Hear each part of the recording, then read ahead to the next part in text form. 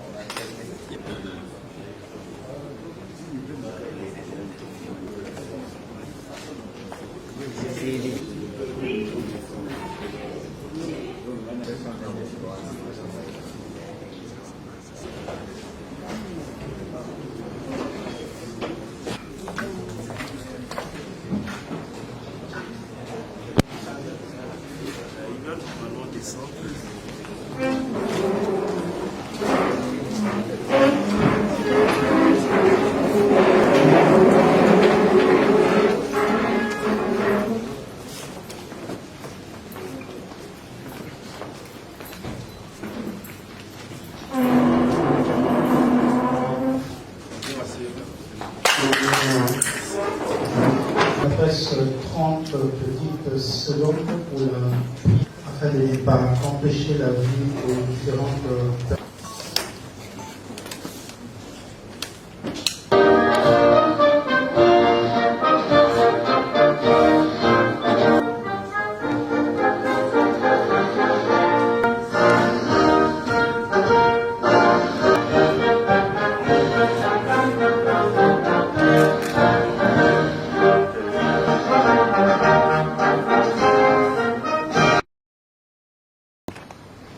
Le deuxième organe, c'est le secrétariat des artères principales qui sont en... Et puis de révélations très graves sorties de la bouche de M. Joseph Boulaboula, cadre de l'UDPS, après la sortie médiatique de l'ancien ministre de la Santé, Teni Longondo, selon lesquelles le précité aurait, n'est-ce pas, détourné le fonds destiné au Covid-19. Ago Plus pour le détail. Suivez. Mais ça fait révolter ça. Quelqu'un comme ça qui détourne l'argent, pas seulement de Covid-19, il a même détourné l'argent qu'on lui avait donné pour l'organisation des obsèques d'Étienne Tshisekedi.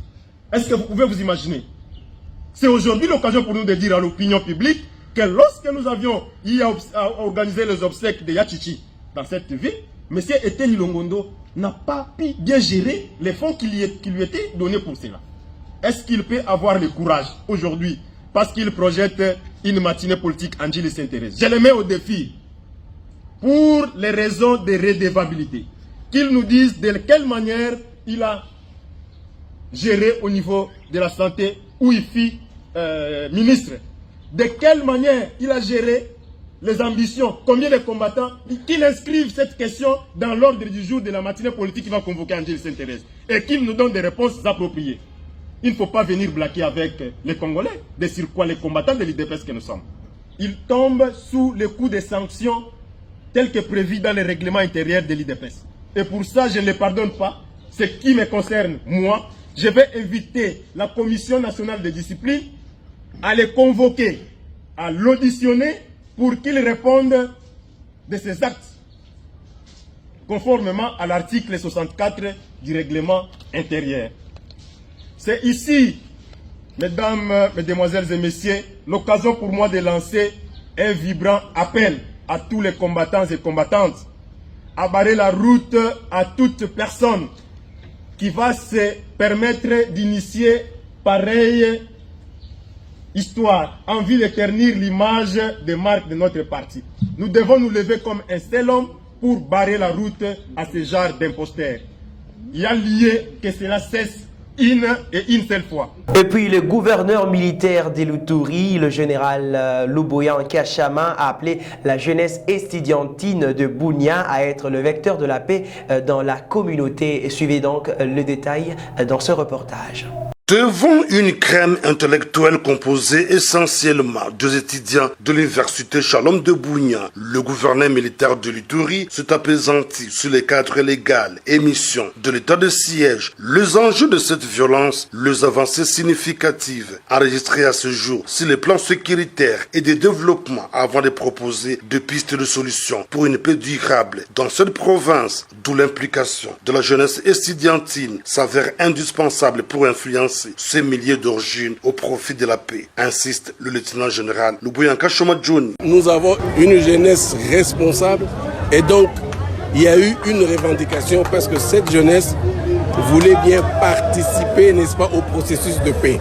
Et que donc cette jeunesse a fait appel à nous pour lui donner des outils, de sorte qu'effectivement elle puisse participer à ce processus de paix. Non seulement qu'ils comprennent, mais ils veulent même aller au-delà. Ils veulent s'accaparer de ces outils-là et comprendre de quoi il s'agit pour que effectivement eux aussi puissent se déporter, n'est-ce pas, dans leurs différents milieux et prêcher, n'est-ce pas, ce que nous venons de leur apprendre ici. Le porte-parole de l'université Shalom de Bunia, l'initiateur de cette activité, s'engage à accompagner le processus de la recherche de la paix amorcé par l'administration militaire de l'Ituri. Nous, étudiants, nous provenons de différentes communautés qui constituent la province de l'Ituri.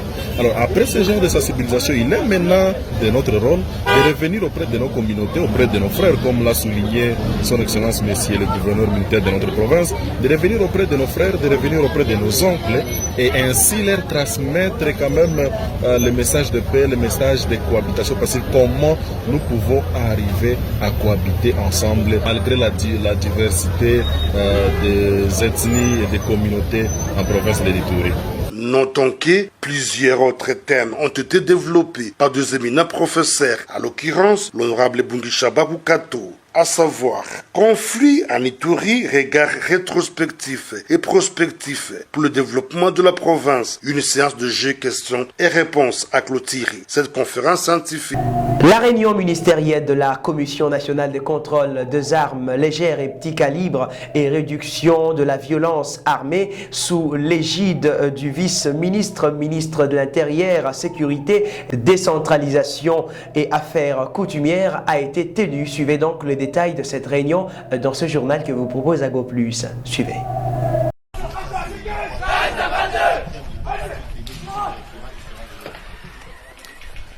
Le commandement des forces parachutistes égyptiennes est la première étape de la visite d'études des stagiaires de la 7e promotion de l'école supérieure d'administration militaire de Kinshasa en République arabe d'Égypte.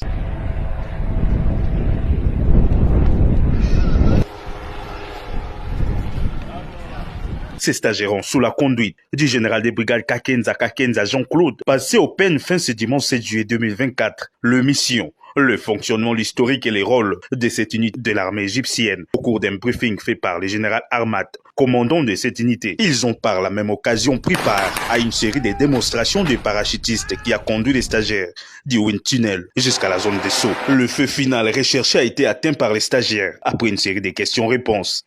C'est ici, dans cette zone de saut, que les stagiaires de la 7e promotion de l'école supérieure d'administration militaire ont clôturé leur visite d'études au commandement des parachutistes de l'armée égyptienne, et les stagiaires ont été suffisamment édifiés par rapport à leurs questions qui ont été posées sur l'appui logistique et l'administration de cette unité. Le fait final recherché a été atteint par les stagiaires quant à la gestion de cette unité d'un grand échelonnement par rapport au module dispensé à l'école supérieure d'administration militaire du commandement para. Les stagiaires de l'ESAM se sont rendus juste après au commandement des forces spéciales égyptiennes, Thunderbolt.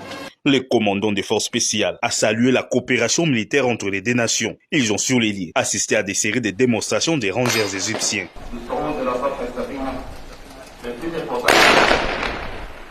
À la fin de la soirée, le général des brigades Kakenza Jean-Claude a présenté ses civilités à l'ambassadeur Moussenga Kassongo Jean-Baptiste de la RDC en Égypte. La cour militaire Kinshasa-Gombe s'est déclarée incompétente à juger M. Salomo Kalonda au regard de sa qualité de sénateur. Les détails et confirmations dans ce reportage. Suivez. La cour militaire de Kinshasa-Gombe a rendu ce qu'on appelle un arrêt déclinatoire des compétences. Ça veut dire qu'elle s'est déclarée incompétente de juger Salomo Kalonda Dela du fait que Salomo Kalonda Dela est aujourd'hui sénateur de la République et de par ses fonctions, il ne peut pas relever de la cour militaire.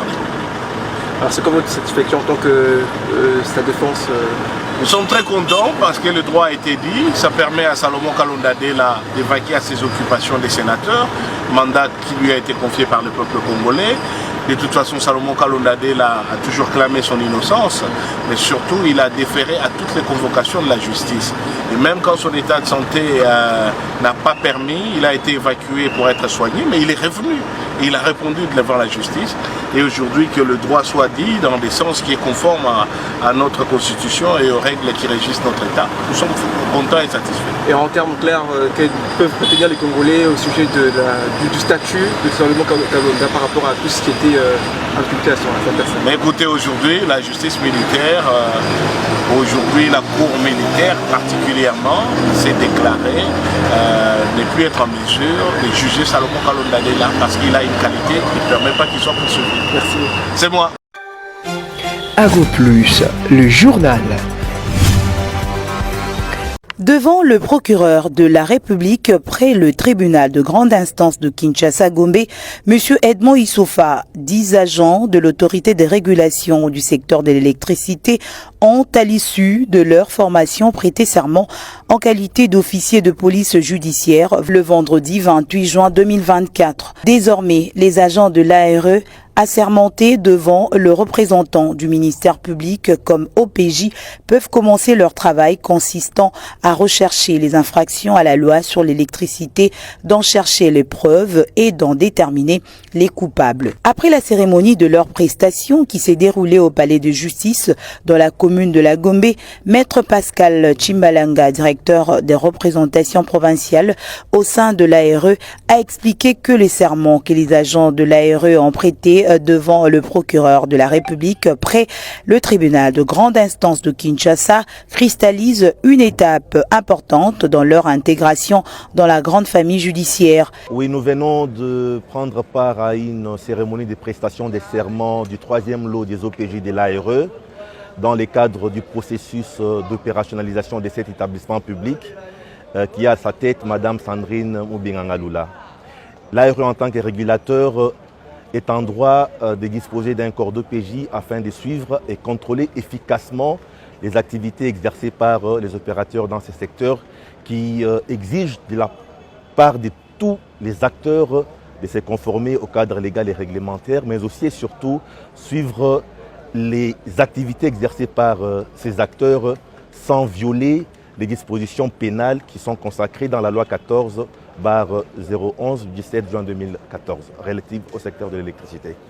Les OPJ concernés viennent de franchir cette étape importante après avoir suivi une formation. Pendant plusieurs jours, ils se sont familiarisés avec les vocabulaires juridiques et quelques principes liés au secteur de l'électricité. Monsieur Serge Bachonga, premier substitut du procureur de la République, qui les a notamment encadrés, affirme avoir abordé avec eux des notions importantes et riches. Le but des 4 jours des séances de formation que nous avons eues, a-t-il précisé, était de leur permettre de se familiariser avec les officiers du ministère public. Avo Plus, le journal. Bon, au cas des actualités sur ma Mayoki, que j'ai essayé de vérifier ça. Ils ont que rumeur, mon côté bruit, mon côté bimia, ma casse que au niveau question, au niveau question au Sénat, il y a eu des détournements. Encore. Na bureau provisoire. Après vérification, là je dois peut-être rebondir, on a dénoncé. On va ce que j'aime aussi dans la presse, ils ont la nature courageux. Zachary va se encourager. Il y a dénoncé, alors que 2 lettres, il y a le président Kindolo, il s'adressait à la question pour se justifier par rapport à la gestion. C'est lui moi qui m'a moi, je ne sais pas plus que le 2 lettres en question, ça n'a jamais existé. Donc, ils ont peut-être que les mots là, les Aragonais, sous l'information, c'est une erreur. On comprend, les mots là, n'importe qui. Sous ces informations, il y a quelque part succès à Bissou na Congo Zaigi, que tu facsimilé. Au lobby du Cambunayo, il y a une signature ayote. Donc après vérification, d'électronisation, mon amour président Kindelo a eu à cause la communiqué mise au point pour dire que c'est faux et archi faux. Pourquoi j'insiste ici? Bientôt là, au quota, la campagne, il y a membre installation. La politique n'a pas de méthode comment faire pour détruire avant? Vous comprenez? On les capare médias, passe à médias, on suppose que tant qu'on les capare, à ce moment budget, vous comprenez? Maintenant, vous pouvez mon côté Zali, vous comprenez? Moi, plus quoi mais les dossiers en question, ça n'existe pas. 2 lettres en question, et ça t'est. Bureau provisoire, où il y a président Kindelo. Bakutaki 0 francs na Sénat. Institution Sénat.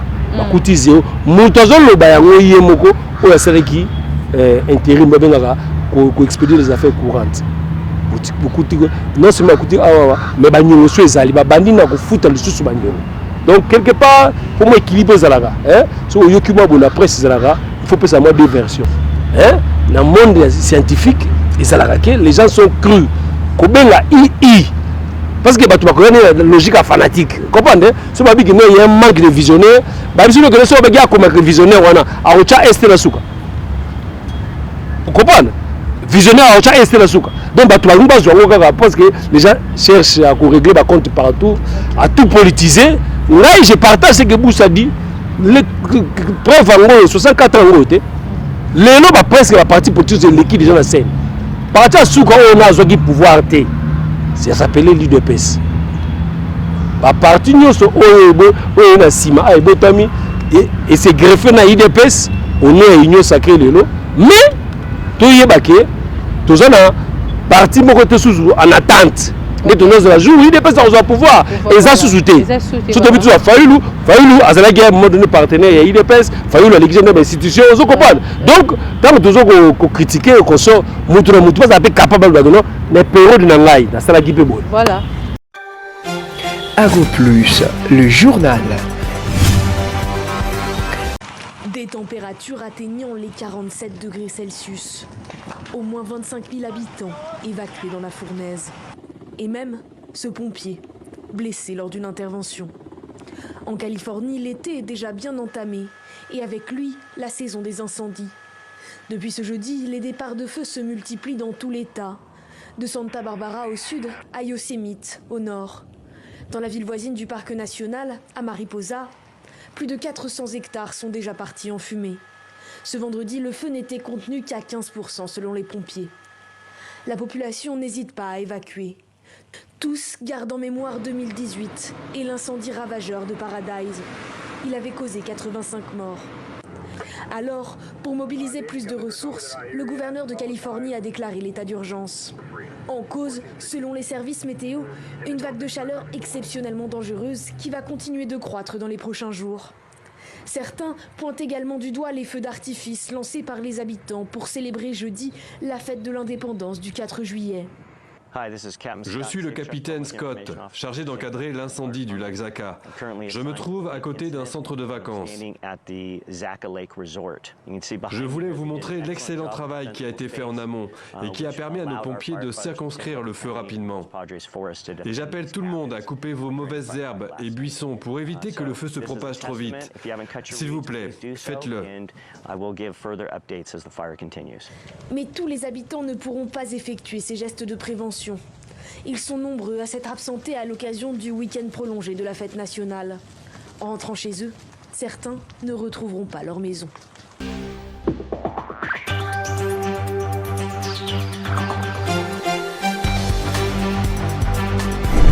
Ce journal vous est proposé par Ago Plus, l'agence de grandes opportunités. Bonjour.